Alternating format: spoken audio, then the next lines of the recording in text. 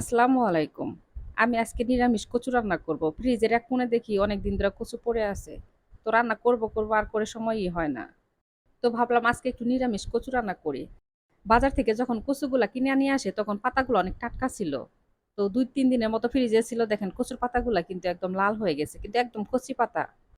কচুগুলো আমি রান্না করতে চাইলাম না। কারণ সব জায়গায় এখন পানি, কচু কোথায় থেকে না কোথায় বাজারে নিয়ে উঠাইছে। তো তার জন্য একটু ভয় লাগতাছিল যে রান্না করব না। তা দেখি রান্না করার পরে তো অনেকটা মজা হইছে। কচু রান্না করার জন্য কচু কিন্তু আমি একটু ছিলিয়ে নিছি।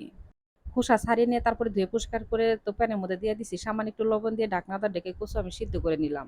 তো এখন আমি কচুর মধ্যে দিয়ে দিব কাঁচামরিচ, পেঁয়াজ কুচি, আদা রসুন বাটা, আর দিয়ে দিব 1/2 চামচ ধনিয়ার গুঁড়া, 1/2 চামচ হলুদের গুঁড়া, আর দিয়ে দিব 1/2 চামচ ভাজা জিরার গুঁড়া। কচু সিদ্ধ হয়ে কিন্তু একদম মিলাই গেছে আর একদম অল্প হয়ে গেছে।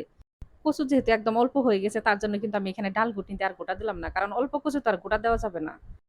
আমি এই কচু যখন ধুয়ে পরিষ্কার করলাম তখন অনেকটা হাত চুলকাইলো। তো ভয় পেলাম যে এই কচু রান্না করলে আজকে খাওয়া যাবে কিনা।